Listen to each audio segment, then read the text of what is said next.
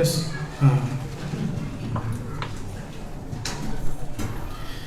Assalamualaikum warahmatullahi wabarakatuh.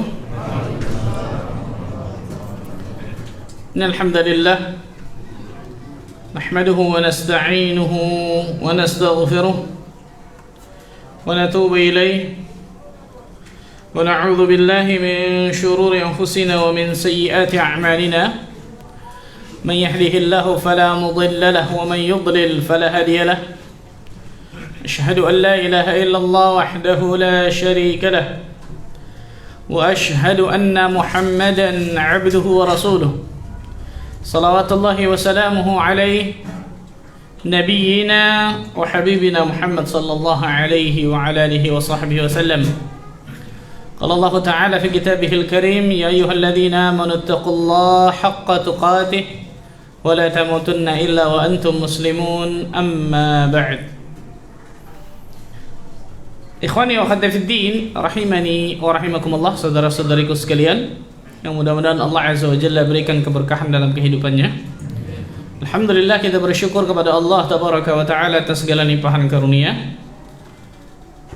atas segala limpahan rahmat, atas segala limpahan nikmat, hidayah, inayah, taufik, fadl yang Allah curahkan, Allah berikan kepada diri kita semua, sehingga pada kesempatan yang berbahagia ini, alhamdulillah, atas izin Allah Tabaraka wa Ta'ala kita dapat berkumpul di tempat yang mulia ini, tidak lain tidak bukan untuk meningkatkan keimanan kita, mengingatkan diri kita akan ilmu agama Allah Tabaraka wa Ta'ala ini. Ikhwan, Allah Azza wa Jalla berfirman, fadzakir fa inna dzikra tanfa'ul mu'minin. Maka berikanlah peringatan, karena peringatan itu bermanfaat bagi kaum mukminin, orang-orang yang beriman. Duduk sejenak menuntut ilmu, duduk sejenak mendengarkan qala Allah wa qala Rasul, duduk sejenak untuk mengangkat kebodohan dalam diri kita, ikhwan. Karena sebagaimana kita tahu bersama, menuntut ilmu agama adalah fardhu, fardu ain, wajib bagi setiap muslim dan juga muslimah, ikhwan. Maka mudah-mudahan ketika kita duduk di sini dengan niat ikhlas, Allah Azza wa Jalla bisa berikan berbagai macam manfaat kepada diri kita, baik berupa pahala, ilmu yang bermanfaat, amal saleh dan seterusnya. Allahumma amin. Salat dan salam semoga tercurah kepada Nabi kita Muhammad sallallahu alaihi wasallam, Nabi akhir zaman, Nabi yang telah membawa kita dari zaman kejahilian, dari zaman kebodohan, dari zaman keterasingan akan ilmu menuju zaman yang terang menerangkan ilmu syar'i, itu zaman as-sunnah. Ikhwani wa akhwati fiddin rahimani wa rahimakumullah, pada kesempatan yang berbahagia ini, alhamdulillah, setelah berapa tahun berarti kita nggak bertemu ini, masya Allah, tidak bersua gitu, masya Allah. Alhamdulillah, Allah berikan kemudahan diri kita untuk bertemu kembali dalam waktu dan gelombang yang berbeda, ya. Hari ini insyaallah ta'ala kita akan bahas satu hadis Nabi sallallahu alaihi wasallam, sebuah hadis yang sahih yang diriwayatkan Imam Ahmad dalam Musnadnya, At-Tabrani dalam Mu'jamul Kabir, Al-Baihaqi dalam Syu'abul Iman, Ibn Hibban dalam Sahihnya. Sebuah hadis dari sahabat Abu Dzar Al-Ghifari. Sebuah hadis dari Abu Dzar Al-Ghifari. Kita baca hadisnya. An Abi Dzar radhiyallahu anhu qala, dari Abu Dzar Al-Ghifari, semoga Allah Azza wa Jalla meridainya. Siapa nama Abu Dzar? Antum ada yang tahu? Nama aslinya Abu Dzar ini kan berarti apa? Kunyah. Nama aslinya tahu? Hah? Oh iya betul, masya Allah. Saya sayup-sayup dengar tapi nggak kedengeran, jadi sebetul-betul aja, masya Allah. Para ulama khilaf tentang nama Abu Dzar ini, ada yang mengatakan Jundub bin Abdullah, ada yang mengatakan Jundub as-Sakan. Tapi yang lebih rajih adalah Jundub bin Junadah. Nama dari Abu Dzar Jundub bin Junadah. Jundub bin Junadah. Nanti kita bahas sedikit tentang masalah Abu Dzar. Kita baca dulu hadisnya. Beliau berkata, Awsani khalili sallallahu alaihi wasallam bisab'in. Kekasihku, siapa kekasihku? Rasulullah sallallahu alaihi wasallam mewasiatkan kepada diriku tentang 7 hal. Kita akan bahas 7 hal ini nih, Khan. Apa saja itu? Yang pertama kata Abu Dzar Al-Ghifari, bihubbil masakin wa an adnuwa minhum. Agar aku mencintai orang-orang miskin dan dekat kepada mereka. Ini wasiat Nabi SAW yang pertama kepada Abu Dzar, dekat kepada orang miskin, wa an adnuwa minhum, kemudian dekat kepada mereka, cinta kepada orang miskin dan dekat kepada mereka. Yang kedua, wa an anzura ila man huwa asfala minni wa la anzura ila man huwa fawqi. Agar aku melihat kepada yang di bawahku, jangan pernah melihat dari yang di atasku. Nanti kita bahas apa maksudnya lihat yang di bawah, jangan lihat ke atas dan lain sebagainya. Kemudian selanjutnya, wa an asila rahimi wa in jafani. Yang ketiga berat nih. Agar aku selalu menyambung silaturahim walaupun kepada orang yang keras kepadaku, walaupun kepada orang-orang yang berkalaku kasar kepadaku, jafaf. Selanjutnya, wa an akthira min la haula wala quwwata illa billah. Nah, selanjutnya yang keempat, agar aku dianjurkan untuk memperbanyak mengucapkan la haula wala quwwata illa billah. Yang kelima, wa an atakallama bimurrin alhaq wa la takhudhni fillah lawmata laim. Aku diperintahkan untuk mengatakan kebenaran. Untuk diperintahkan untuk apa? Mengatakan kebenaran. Yang kelima, wa an atakallama bimurrin alhaq. Aku diperintahkan untuk mengatakan kebenaran walaupun itu pahit. Walaupun itu pahit. Yang keenam, wala takhudhni fillah laumata laim. Beliau berwasiat juga kata Abu Dzar Al-Ghifari agar aku tidak takut celaan orang-orang yang mencela dalam berdakwah. Agar aku tidak takut ketika ada orang mencela kepada diriku ketika aku berdakwah di jalan Allah. Dan yang terakhir, wa an la as'alan nasa syai'a. Allahu akbar. Beliau melarang aku agar aku tidak meminta-minta kepada manusia. Ini 7 wasiat dari Nabi SAW kepada Abu Dzar Al-Ghifari yang beliau hafal benar-benar dan beliau jalankan dalam praktek dalam kehidupan sehari-hari. Beliau benar-benar jalankan, beliau benar-benar amalkan dalam kehidupan beliau sehari-hari. Makanya Abu Dzar ini seorang yang bisa dikatakan unik, Masya Allah. Rasulullah SAW sampai mengatakan beliau, Abu Dzar ini datang sendiri, kemudian hijrah sendiri, kemudian meninggal pun dalam keadaan sendiri. Subhanallah. Yang pertama kita akan bahas siapa Abu Dzar Al-Ghifari. Siapa namanya tadi? Jundub bin Junadah atau Jundub bin Junadah Al-Ghifari. Al-Ghifari sebuah nama suku antara Mekah dan Madinah, dan terkenal suku ini suku perampok, tukang begal kalau ada kafilah dagang yang lewat, kalau ada musafir yang lewat. Nah, ini suku Ghifar ini terkenal tukang begal, bisa dikatakan perampok. Bahkan yang lebih luar biasa lagi, Abu Dzar Al-Ghifari sendiri menceritakan bahwa beliau pernah membegal kafilah seorang diri. Subhanallah. Tapi Allah Azza wa Jalla bukakan hidayah Islam kepada dirinya, luar biasa, Masya Allah. Abu Dzar Al-Ghifari seorang sahabat yang luar biasa.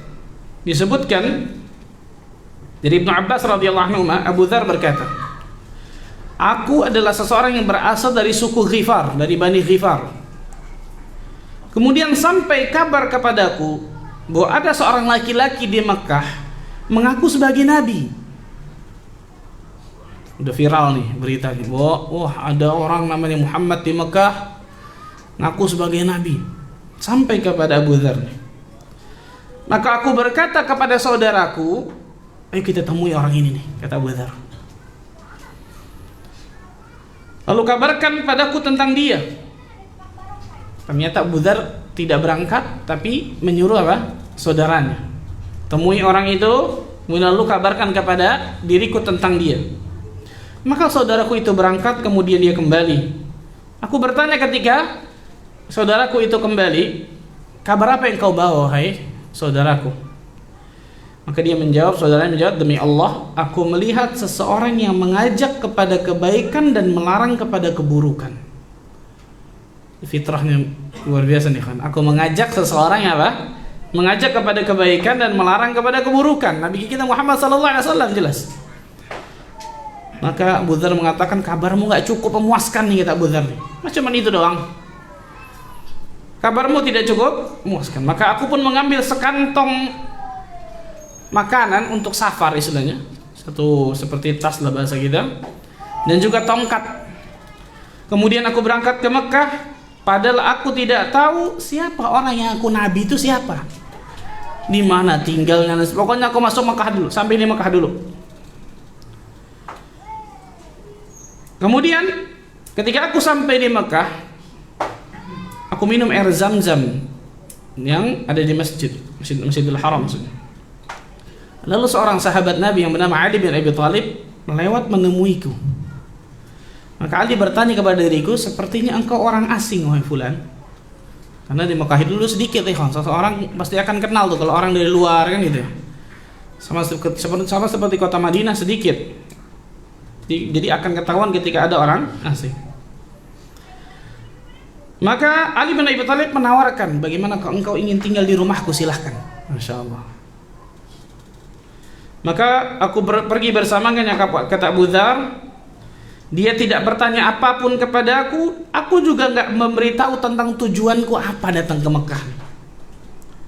Maka ketika saat pagi tiba, aku pergi ke masjid untuk bertanya tentang orang yang mengaku nabi tersebut. Pergi ke Masjidil Haram, nanya nih, mana orang yang ngaku nabi nih? Namun nggak ada orang yang mau ngasih tahu diriku sama sekali satupun. Mereka tahu nih, subhanallah, orang-orang Quraisy, kafir Quraisy di Mekah tahu nih kalau dia ketemu Muhammad atau banyak orang yang ketemu Muhammad kemudian apa? Masuk Islam, berubah kan gitu. Maka nggak ada yang ngasih tahu kepada. Maka aku bertemu lagi dengan Ali bin Abi Thalib, berkata, apakah engkau sudah tahu mau tinggal di mana, kata Ali bin Abi Thalib? Maka Abu Dzar mengatakan belum. Kalau gitu tinggal lagi bersamaku yang sini. Masya Allah, baik Ali ya, Masya Allah. Kalau antum kenal orang tiba-tiba tinggal di rumah antum, gimana kira-kira? Maka Ali bertanya, apa keperluanmu dan kenapa engkau datang ke Mekah, kata Ali. Maka aku mengatakan kepada Ali bin Abi Thalib, jika kau rahasiakan akan aku beritahu. Jadi Abu Dzar secara sir rahasia. Kalau engkau rahasiakan apa yang akan aku katakan ini, aku akan kasih tahu. Sampai kabar kepada kami bahwa di sini ada seseorang yang mengaku nabi. Lalu aku utus saudaraku untuk berbicara dengannya. Tapi saat dia kembali, dia membawa kabar yang tidak memuaskanku.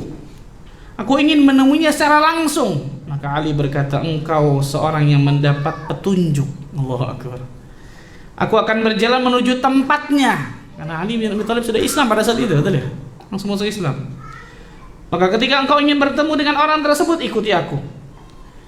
Masuklah di tempat yang aku masuk. Kalau sampai ada seseorang yang melihatmu, aku khawatir tertimpa keburukan kepadamu, karena dia di luar Mekah. Kemudian dari dialog yang luar biasa panjangnya ini disebutkan, kemudian intinya adalah Abu Dzar Al-Ghifari Allah takdirkan kemudian masuk ke dalam Islam. Masuk ke dalam Islam, menemui Nabi SAW. Kemudian masuk ke dalam Islam, kemudian kembali ke suku Ghifar. Ketika sudah masuk Islam kepada Nabi SAW, kembali ke suku Ghifar, ke kabilah Ghifar. Apa yang terjadi? Beliau berdakwah di suku Ghifar, kemudian datang kepada Nabi SAW dengan membawa suku Ghifar yang tadinya mantan perampok semua itu masuk Islam semua. Masya Allah.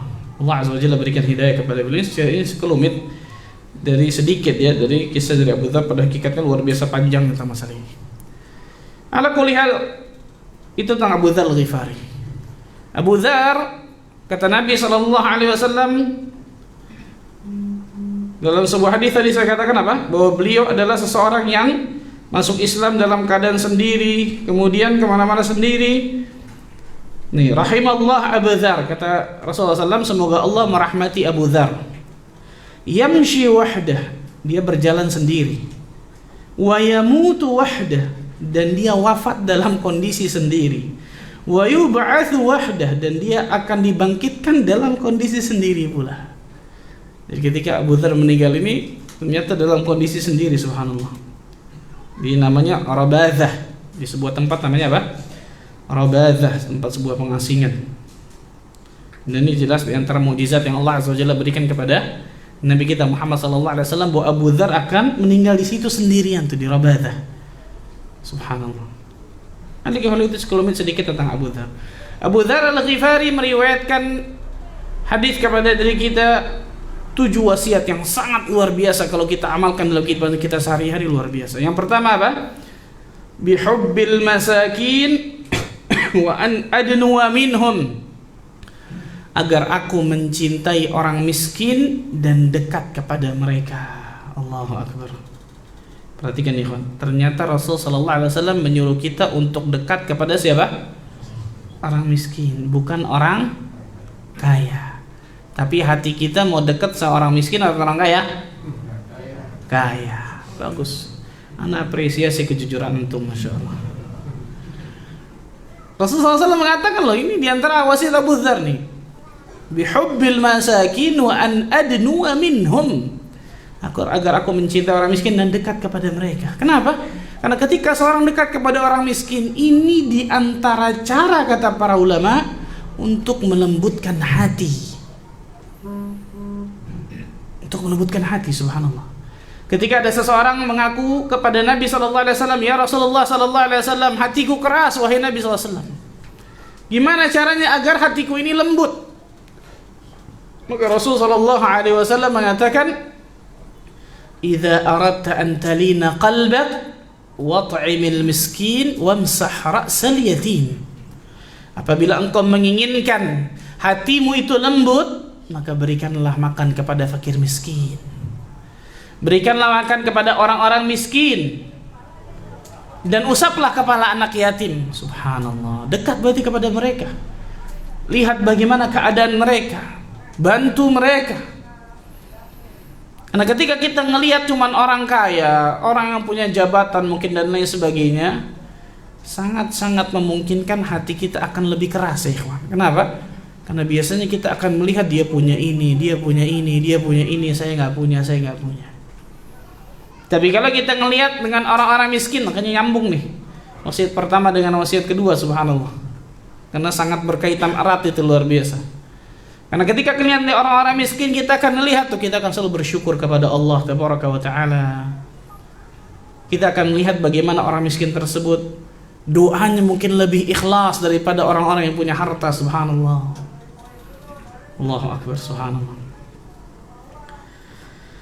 Dalam sebuah hadis yang sahih, Rasul sallallahu alaihi wasallam bersabda, "Laisal miskin bihadha at-tawaf alladhi yatufu 'alan nas." Orang miskin itu bukanlah mereka yang berkeliling meminta-minta kepada orang lain agar diberikan sesuap atau 2 suap makanan. Fatarudduhu luqma aw luqmatan aw tamrah aw tamratan. Mereka diberikan 1 suap makanan, 2 suap makanan, atau 1 butir kurma atau 2 butir kurma. Bukan itu orang miskin. Qalu, maka Rasul sallallahu alaihi wasallam, maka para sahabat bertanya kepada Nabi sallallahu alaihi wasallam, "Wa mal miskin ya Rasulullah?" Kalau gitu siapa orang miskin? Kalau gitu siapa orang miskin itu, hai Nabi sallallahu alaihi wasallam? Lihat, ini definisi dari orang-orang miskin. Para ulama memang khilaf panjang lebar tentang definisi tentang fakir dan juga miskin. Tapi Allah alam bisawab, ini yang lebih rajih karena dalilnya jelas tentang masalah ini. Rasul sallallahu alaihi wasallam mengatakan, "Alladzi la yajidu ghina yughnihi wa la yuftanu lahu fayutasaddaq alaihi." Subhanallah. Mereka adalah orang yang hidupnya tidak berkecukupan. Mereka hidupnya apa? Tidak berkecukupan. La yajidu ghina, tidak mendapatkan kecukupan dalam hidupnya tersebut. Wala yuftanu lahu, dan tidak mempunyai kepandaian untuk itu. tidak mempunyai kepandaian untuk hal tersebut. Fayutasaddaq alaihi, lalu dia diberikan sedekah. Sedekah di sini kata para ulama hadis maksudnya zakat. Maksudnya apa? Zakat, sedekah yang wajib, zakat. Wala yas'alun nasa syai'a, dan mereka tidak mau meminta-minta sesuatu pun kepada orang lain. Ini luar biasa nih. Mereka tidak berkecukupan loh. Bahkan mereka disebutkan oleh Nabi SAW tidak mempunyai kepandaian tertentu. Bahkan diberikan zakat kepada mereka, tapi mereka nggak mau minta. Contoh Abu Hurairah radhiyallahu taala, betul ya? Itu bersama Ashabus Suffah, orang yang tinggal di Suffah, Ashabus Suffah tinggal di Masjid Nabawi, ada seperti kamar kayak gini nih. Beberapa orang yang tinggal di Ashabus Suffah tersebut memang khusus ditugaskan oleh para sahabat untuk belajar dengan Nabi sallallahu alaihi wasallam. Di antaranya Abu Hurairah.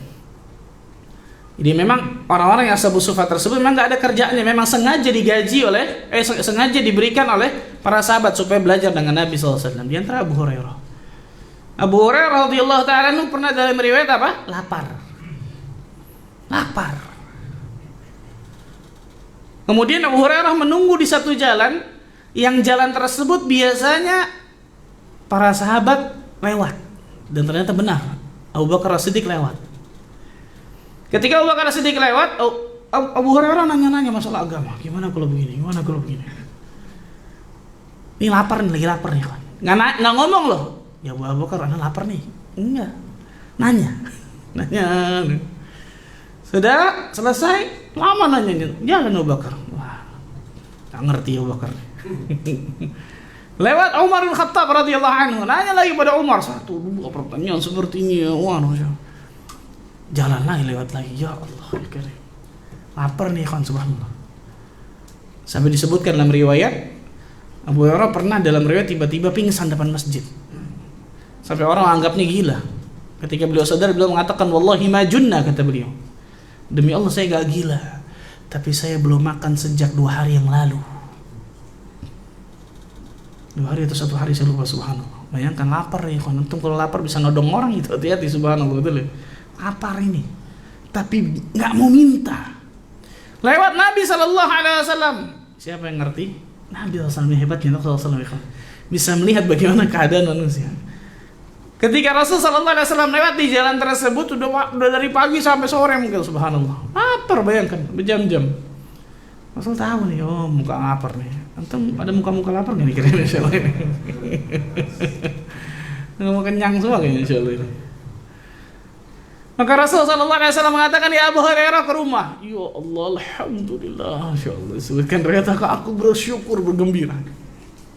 Belum makan, bayangkan dari pagi. Ketika sampai rumah, disiapkan ibrik. Ibrik tuh apa ke bahasa kita? Ceret, betul ya? Pakai itu tuh. Teko. Ceret apa bahasa apa ceret tuh? Teko. Wah, kata Abu Hurairah, wah ini aku yakin susu nih, rezekiku susu insyaallah. Maka kemudian Abu Hurairah ditanya oleh Nabi SAW, ya Abu Hurairah, ada berapa orang di masjid? Ya Allah, subhanallah.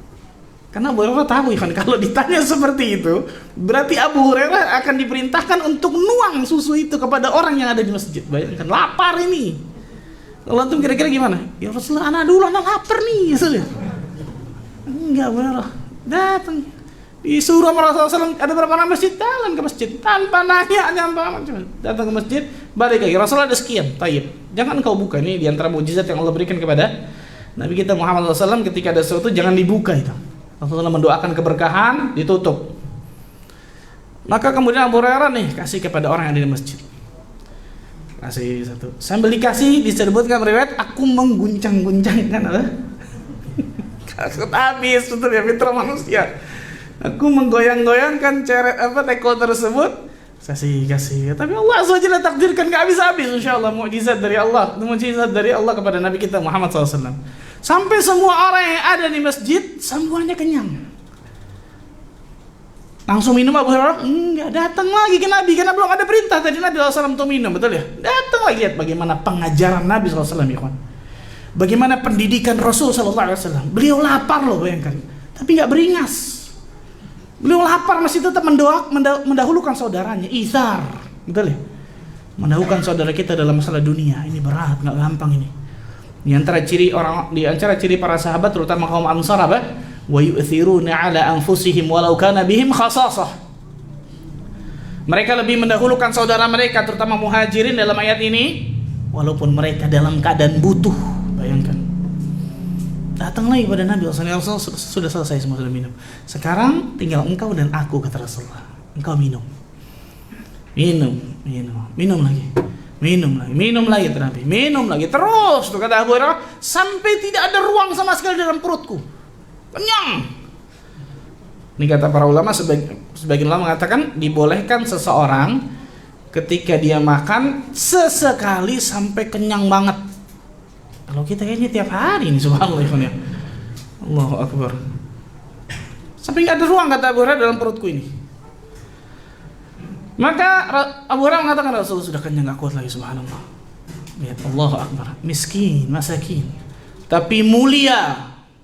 Namanya sekarang sampai kita dengar Abdurrahman ibn Sakhar Abu Hurairah radhiyallahu anhu. Bayangkan. Manusia, para sahabat yang paling banyak meriwayatkan hadis Nabi sallallahu alaihi wasallam, sahabat yang ilmunya luar biasa, masya Allah. Mulia karena ilmunya, ikhwan. Bukan karena harta, bukan karena jabatan, tidak. Artikan subhanallah.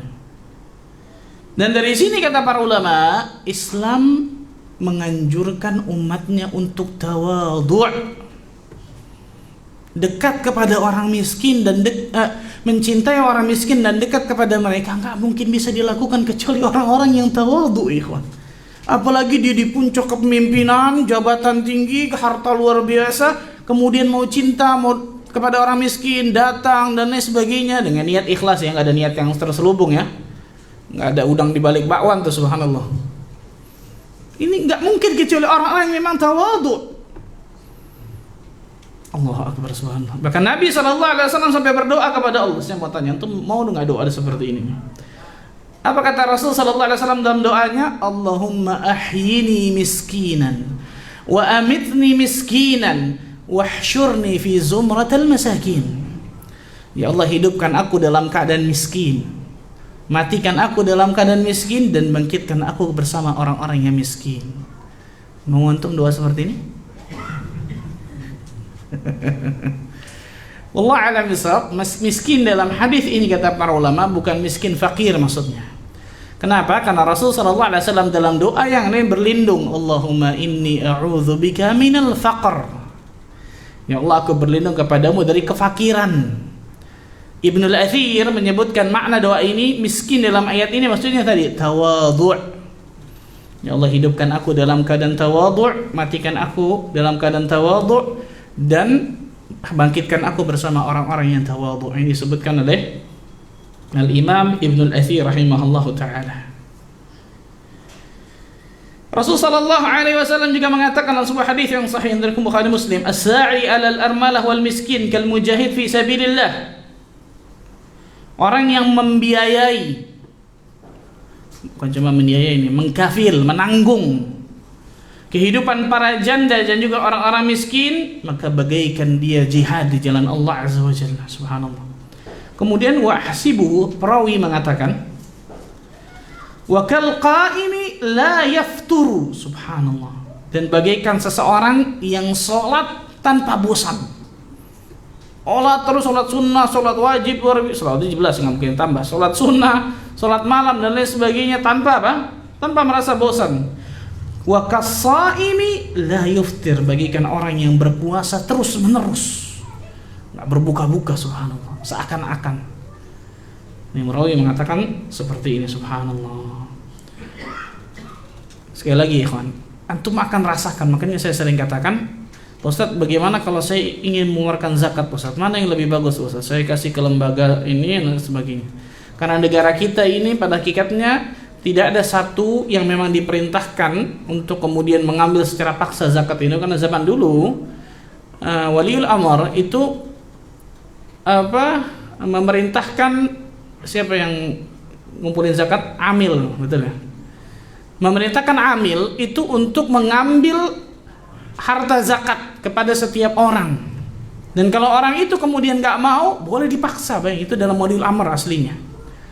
Tapi karena negara kita kemudian nggak ada seperti ini, bagi orang mau zakat ya bayar kan gitu ke apa, kesadaran, betul ya.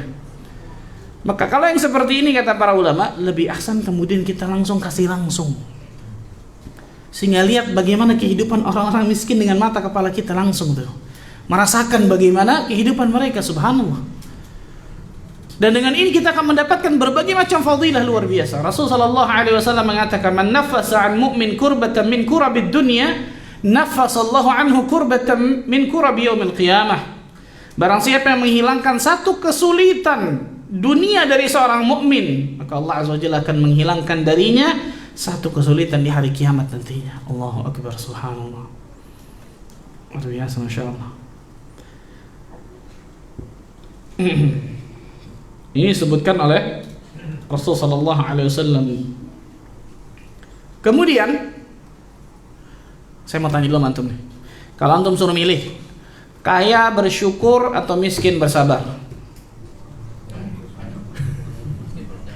Pilihan yang sulit Ustaz, masyaallah ini. Kaya bersyukur atau miskin sabar? Apa? Masya Allah, kayak jangan ngedumel, Masya Allah. Kayak bersyukur kan? Ya udah gitu ya, jujur Masya Allah. Saya bacakan hadis ini. Rasul sallallahu alaihi wasallam bersabda, "Yadkhulu fuqara'ul muslimin al-jannah qabla aghniyaihim binisfi yawmin wa huwa 500 'amin." Orang fakir dari kaum muslimin akan masuk ke dalam surga Allah tabaraka wa taala sebelum orang kaya dari kaum muslimin selama setengah hari. Dan setengah harinya tersebut adalah 500 tahun. Saya ulang pertanyaannya. Kaya bersyukur atau miskin bersabar? Masya Allah. Masih tetap pendirian kuat, Masya Allah, biasa Masya Allah. Para ulama khilaf panjang lebar tentang masalah ma'ainal afdal, mana yang lebih afdal dalam pandangan Allah Azza wa Jalla, orang kaya yang bersyukur atau orang miskin bersabar. Sebagian ulama mengatakan kaya bersyukur dengan dalil-dalilnya luar biasa, sebagian ulama mengatakan miskin bersabar dengan segala dalil-dalilnya luar biasa. Bahkan Imam Ibnu Qayyim al-Jauziyah punya satu kitab khusus tentang masalah ini, bayangkan. Tapi saya bacakan tadi itu diantara apa? Keutamaan orang-orang fakir, keutamaan orang-orang miskin dari kaum muslimin. Mereka akan masuk dalam surga terlebih apa? Dahulu. Kenapa? Karena hisabnya jauh lebih mudah. Betul ya, kan? Hisabnya jauh lebih mudah. Rasulullah sallallahu alaihi wasallam mengatakan, "La tazulu qadama 'abdin yaumal qiyamati hatta yus'al." Tidak akan bergeser kaki seorang hamba nanti di hari kiamat sampai ditanya beberapa pertanyaan. Di antaranya apa? An malihi, tentang hartanya. Khusus tentang harta ditanya dua loh. Min aina iktasabahu wa fima anfaqahu. Dari mana dia dapatkan harta itu dan kemana dia habiskan. Orang miskin sedikit, betul ya? Sehingga mempertanggungjawabkan hartanya dari mana didapatkan, kemana dia habiskan, sedikit, nggak lama. Orang kaya detail, miliaran, triliunan, detail luar biasa. Jadi antum mau dihisapnya sebentar aja atau lama? Bingung lagi, Masya Allah. Ala kulli hal, Allah alam bisawab, pendapat yang lebih rajih dikatakan Syekhul Islam Ibnu Taimiyah rahimahullah taala, begitu juga muridnya Imam Ibnu Qayyim al-Jauziyah, dan juga banyak ulama, yang paling afdal adalah orang yang paling bertakwa. Yang paling apa?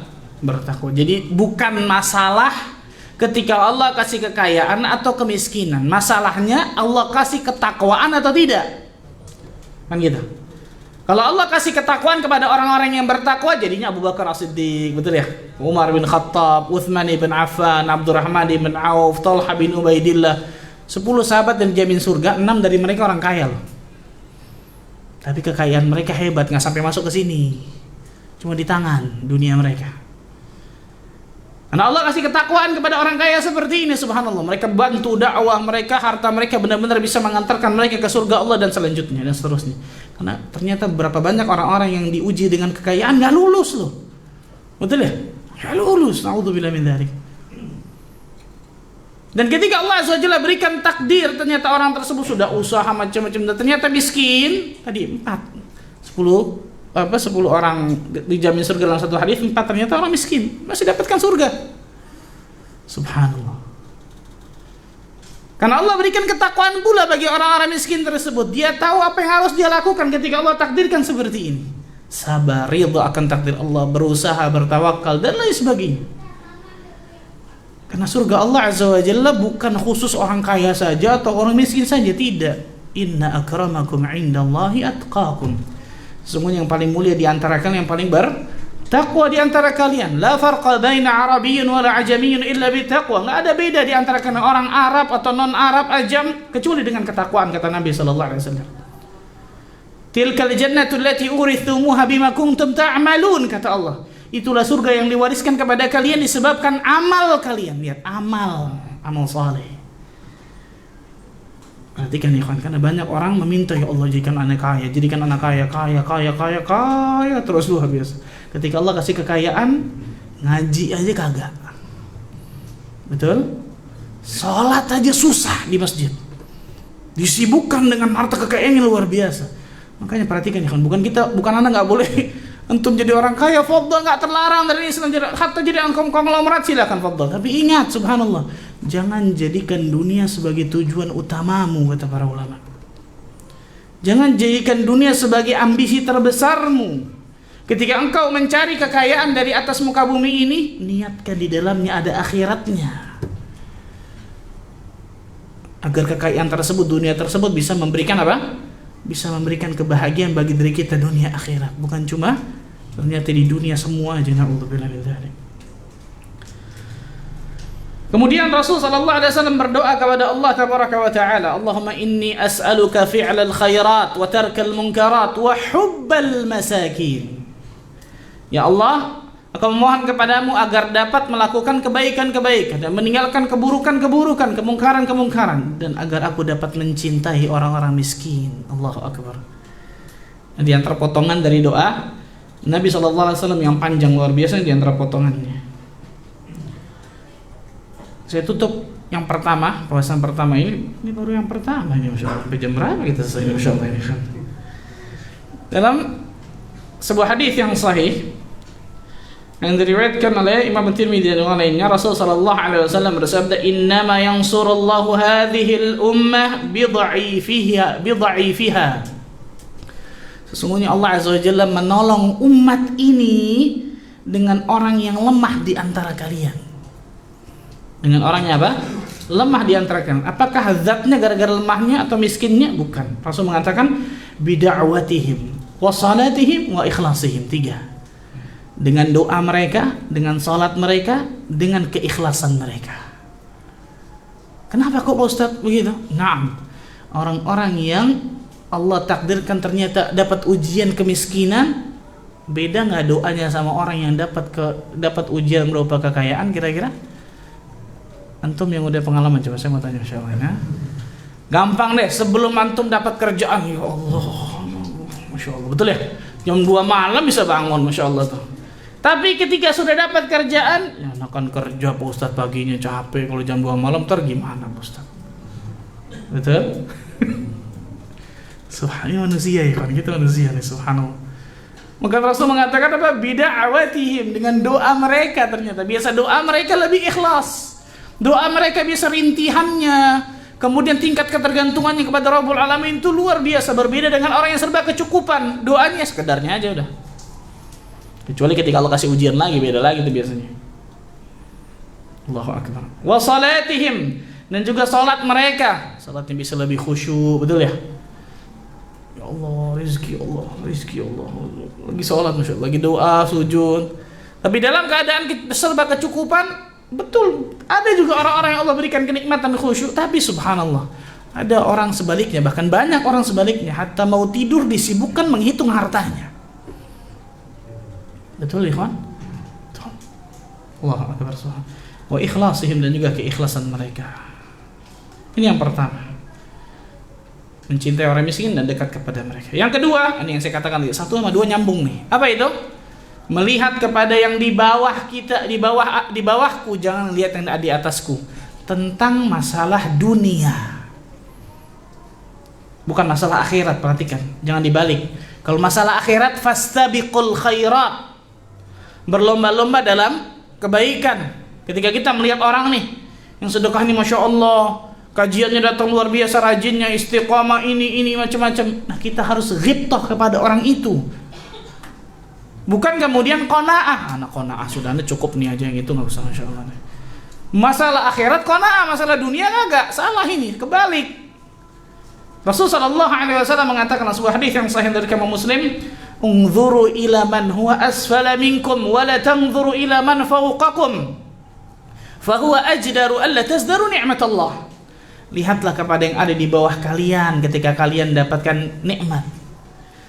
Jangan melihat yang ada di atas kalian, karena itu akan menjadikan kalian tidak mengecilkan kenikmatan yang Allah berikan kepada kalian. Allahu Akbar. Jadi kalau dapatkan kenikmatan dan sebagainya, lihat orang di bawah kita tuh. Jangan lihat yang di atas, karena kalau lihat yang di atas nggak akan pernah bersyukur, nggak akan pernah qanaah. Hatta satu hari antum dapat 1 miliar, gede nggak? Antum normal kan ya? 1 M gede nggak kira-kira? Kau diem aja, Masya Allah ini. Berapa banyak orang di luar sana dapat 1 miliar satu hari 1 M loh. Dilihat orang, kok dia 10 M ya? Betul? 1 M nih, bayangkan orang, wah 1 M ente nggak waras, mati ente nggak bersyukur 1 M, jadi dapat 10 M, mana cuma dapat 1 M, innalillahi wa inna. Nggak akan pernah bersyukur tuh. Rasulullah SAW mengatakan, makanya Abu Dzar Al-Ghifari diwasiatkan oleh Nabi SAW ini, subhanallah. Dan wasiat ini kepada kita semua jelas, pada umatnya. Melihat kepada yang di bawah kita, jangan lihat yang di atas, masalah kenikmatan, masalah dunia. Kalau ketika Allah kasih ujian, cobaan, musibah, lihat yang di atas kita. Maksudnya apa? Lihat orang-orang yang ujiannya, musibahnya, cobaannya melebihi kita tuh. Nggak ada apa-apanya kita tuh berarti. Kalau masalah akhirat, lihat yang di atas kita. Bagaimana para ulama salaf ketika mereka beribadah? Ya Allah, bekal ana baru sedikit. Para ulama terdahulu ketika mereka beribadah luar biasa. Para ulama terdahulu ketika mereka berbekal untuk alam setelah kematiannya luar biasa. Ini baru benar, lihat yang di atas kita untuk termotivasi agar kita selalu membaguskan amalan kita terus, subhanallah. Jangan dibalik, kita sering dibalik ini, subhanallah. Dunia lihatnya ke atas, ngedongak ke atas. Dikasih ujian, cobaan, musibah, lihatnya ke bawah. Dia tuh gak pernah sholat, ya Allah, gak pernah dikasih ujian tuh, ya dia protes. Salah ini kan, subhanallah, perhatikan baik-baik. Makanya Rasul sallallahu alaihi wasallam mewasiatkan ini kepada Abu Dzar Al-Ghifari, dan saya katakan tadi nyambung antara yang pertama dengan yang kedua, betul ya? Kalau antum selalu lihat yang ke bawah tadi, mendekat, cinta kepada orang-orang miskin, antum akan selalu bersyukur dan qanaah akan pemberian Allah, ya kawan. Dan ingat Rasul sallallahu alaihi wasallam mengatakan apa? Laisal ghina an kathratil 'aradi, walakin ghina nafs. Bukan kekayaan hakiki ketika seorang kaya harta luar biasa, itu bukan kekayaan hakiki kata Nabi SAW. Tapi kekayaan hakiki adalah apa? Ketika orang itu Allah berikan kekayaan hati dalam hatinya. Jadi kekayaan itu, ikhwan, bukan masalah angka, tapi masalah rasa. Betul nggak, ikhwan?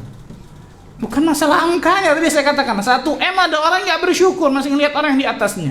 Tapi masalah rasa. Berapa banyak orang, subhanallah, makan hari itu dengan nasi dan lauk seadanya, nikmat, Masya Allah. Allah berikan kenikmatan luar biasa. Dan itu terjadi benar-benar, kawan. Teman saya pernah cerita langsung tentang bosnya. Dia lagi jalan sama bosnya, tiba-tiba dia ngomong, coba anda turun tuh. Saya ngelihat tadi di belakang itu ada tukang becak yang lagi tidur dalam becaknya, siang-siang tengah hari bolong panas, enak tidur. Tanya sama dia, saya mau beli tidurnya gimana tuh? Ini benar nih, teman saya cerita langsung nih. Hah? Mau beli tidur, bos? Gimana ceritanya mau beli tidur orang nggak dia? Kenapa emang, bos? Saya rumah saya gedung, Masya Allah, nulis pakai AC, spring bed, wah, tidur nggak nikmat, was-was dan lain sebagainya. Bayangkan nih, kawan, satu nikmat Allah cabut tuh. Bayangkan, makanya para ulama katakan apa? Jangan kau melihat tentang hebat atau nikmatnya satu orang hanya dari materi kekayaannya saja, karena engkau tidak tahu apa yang diambil dari dirinya oleh Allah Azza wa Jalla. Satu diambil, bayangkan segini kenikmatan tidur Allah cabut, bayangkan was-was dan lain sebagainya, nggak nikmat, nggak tidur, nggak bisa tidur, luar biasa, harus minum apa? Obat tidur. La haula wala quwata illa billah. abang ini nikmat luar biasa asyik, Masya Allah, siang-siang nikmat, Allahu Akbar. Kenikmatan nih, bukan soal angka tapi soal rasa, kata para ulama. Subhanallah. Ini yang kedua, melihat kepada yang ada di bawah kita, jangan melihat yang ke atas. Allah Azza wa Jalla berfirman, ini kalau tentang berlomba-lomba dalam masalah kebaikan yang akhirat nih, dalam surah Al-Mutaffifin ayat 26, wa fi dzalika falyatanafasil mutanafisun. Dan untuk yang demikian itu tuh, yaitu perkara akhirat, amal saleh dan lain sebagainya, maka hendaklah orang berlomba-lomba. Baru nih lihat yang ke atas nih kalau seperti ini, agar termotivasi dari kita untuk membaguskan amal saleh kita. Yang ketiga, apa yang ketiga? Menyambung silaturahim, meskipun kepada karib kerabat yang apa? Berlaku kasar atau keras. Subhanallah. Ini nggak gampang nih, Pak. Betul ya? Ini nggak gampang, luar biasa. Perhatikan hadis ini, Pak. Dalam sebuah hadis, Rasul sallallahu alaihi wasallam bersabda, hadis ini sahih dari Imam Bukhari, Abu Dawud, dari sahabat Abdullah bin Amr bin As radhiyallahu anhu. Rasulullah sallallahu alaihi wasallam ingin menyebutkan kepada diri kita bahwa tentang hakikat menyambung tali silaturahim itu seperti apa. Laisal wasilu bil mukafi, walakin al wasil alladhi idza quti'at rahimuhu wasalaha. Orang yang menyambung tali kekerabatan silaturahim bukanlah orang yang membalas kebaikan. Jadi orang berbuat baik, kita baik. Orang nyambung silaturahim, kita sambung juga. Bukan itu betul masuk. Tapi yang lebih daripada itu apa? Tetapi orang yang menyambungnya kepada orang yang kepada kerabat yang memutuskannya. Allahu Akbar. Ini berat, betul ya? Nggak gampang, subhanallah. Biasa gengsi kita nak muncul, subhanallah. Nah, emang dia doang, saudara. Emang dia doa macam-macam dan sebagainya. Rasul sallallahu alaihi wasallam mengatakan, bukan yang namanya menyambung tali silaturahim kepada kerabat itu ketika orang berbuat kebaikan kita buat baik juga, kita sambung juga. Bukan cuma itu. Tapi ada yang lebih dari itu, makanya kata-kata menyambung, betul ya? Di antaranya Rasul mengatakan apa? Orang-orang yang menyambung kekerabatannya apabila diputus oleh kerabat tersebut. Kalau diputus sama kerabat, sambung lagi. Sampai Rasul mengatakan, ketika seorang sahabat mengaku, Rasul, aku sudah menyambung, dia putus lagi. Aku sudah nyambung, dia begitu lagi. Kalau memang benar, maka dia akan dilemparkan dari api neraka jahanam. Na'udzubillah. Maka Rasul mengatakan apa? La yadkhulul jannata qati'. Tidak masuk surga orang-orang yang memutuskan tali silaturahimnya kepada kerabatnya. Kita sholat dulu atau azan dulu ini? Salat dulu. Nah, kita salat dulu, salat Isya. Setelah salat Isya insyaallah kita lanjutkan. Wallahu a'lam bishawab. Wassallallahu ala nabiyina Muhammadin wa ala alihi wasallam.